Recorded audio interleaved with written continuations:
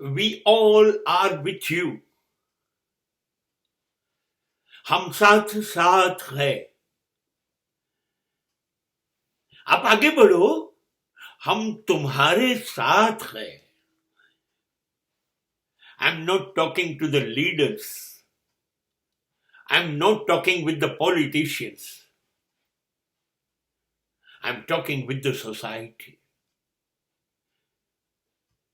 સમાજ બોલે કે બોલ્યા વગર જે વર્તન કરે એ આ લીટી આ મુદ્દો એને ધ્યાનમાં રાખીને કરે છે. અમે તમારી સાથે છીએ. હમ સાથ સાથ હૈ. कब तक हो मेरे साथ? कब तक हो?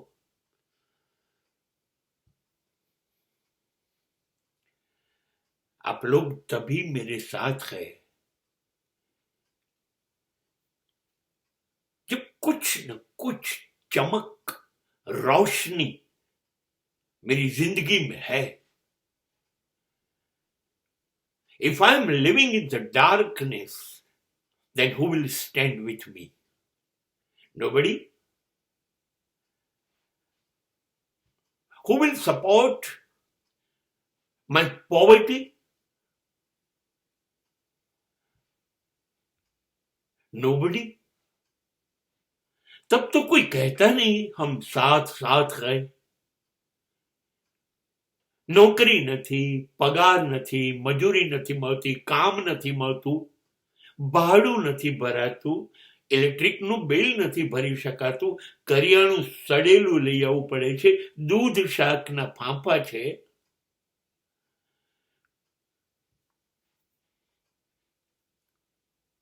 બ્રાન્ડેડ શું?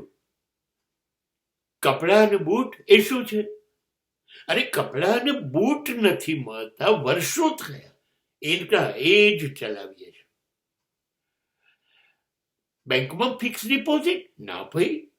ગાડીઓ, 4-વ્હીલર એ તો હું રોડ પર જતા આવતા જોઈ લઉં છું.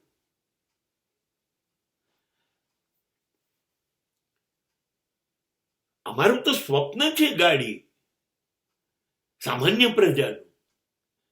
વિનોદભાઈએ ભટ્ટ, કટાક્ષ લેખક, એમણે એક વખતે કહ્યું હતું કે એક વ્યક્તિને જન્મ થયો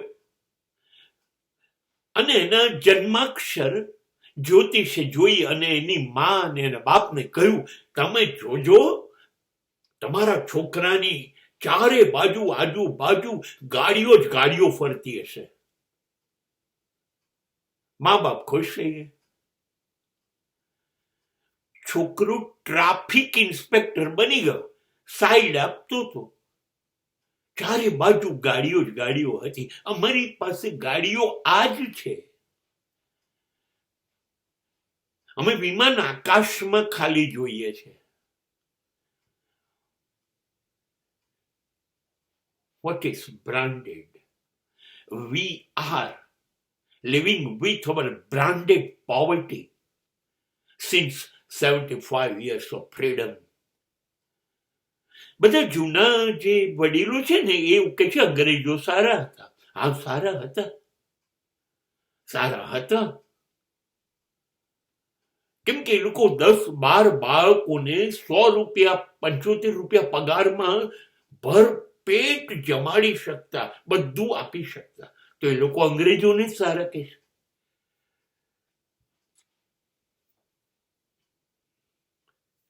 સાચી વાત છે, બહુ જ સાચી વાત છે.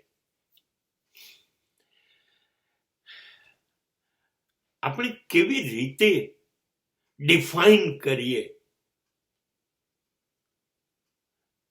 કે અમે સુખી છીએ, અમારી પાસે બધું જ છે? બધું જ છે, પણ એ સ્વપ્ન છે. બાકી અમારી પાસે કશું નથી. લગભગ દરેક માણસ પોતાના સ્વપ્નની કબર ખોદીને જ રાખે છે, કેમ કે રોજ સ્વપ્ન જોયું અને દફનાવાનું છે.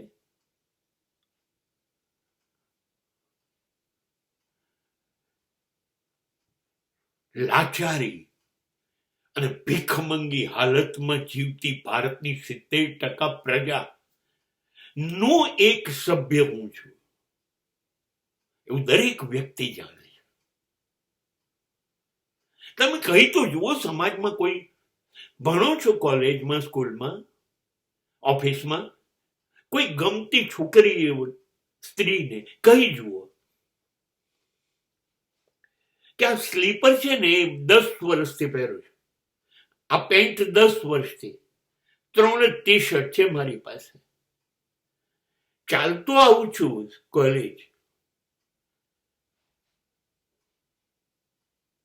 મારું પોકેટ મની 0 છે, ગાડી નથી, 2 વ્હીલર નથી, અમારો પોતાનું મકાન નથી, અમે તો ભાડાના મકાનમાં રહીએ છીએ, મારી પાસે કોઈ આવક નથી, અરે ફી પણ મને માફી છે. હવે હું જોઉં છું, છોકરી તમને પૂછશે ये इलू इलू क्या है, અને પછી જો તમે એ કહી જાય કે ઇલુ કા મતલબ આઈ લવ યુ, આઈ પ્રોમિસ, સમાજમાં ગુલામ થઈ જવાની તૈયારી છે મારી. કોઈ સ્ત્રી પ્રેમ નહીં કરે, પરણવા તૈયાર નહીં થાય, જ્યારે તારી જોડે બસ સ્ટેન્ડ પર ઉભી રહું અને ધક્કા ખાઉં, પહેલા સ્કૂલ કોલેજની ફી ભરતો તો થા, ફૂટપાથની અડધી ચા પીવાની તારી ઓકાત નથી. હવે આ સંજોગોમાં કોણ મિત્ર બનશે, કોણ સગા, કોણ સંબંધી, કોણ પ્રેમિકા, કોણ પત્ની? અરે છોડો, હમ સાથ સાથ હૈ. It's a big joke. It's a big joke for a common class people. કોઈ જોડે નથી ઊભું રહેતું. હા, સાથ સાથ હૈ. મારી પાસે 5-10 લાખ રૂપિયાની ગાડી પણ હોય, 2 વ્હીલર બાઇક પણ હોય, 8 આંગળીઓમાં વીંટી હોય, અહીં 3-4 ચેઇન લટકતી હોય, બ્રાન્ડેડ શૂઝ અને બ્રાન્ડેડ કપડા હોય, હજારોના ગોગલ્સ અને લાખોનો મોબાઈલ મારા હાથમાં હોય, અને 100ની નોટ તો હું રૂપિયાની નોટની જેમ વાપરતો હોઉં. હવે ભીડ થઈ જશે હમ સાથ સાથ હૈ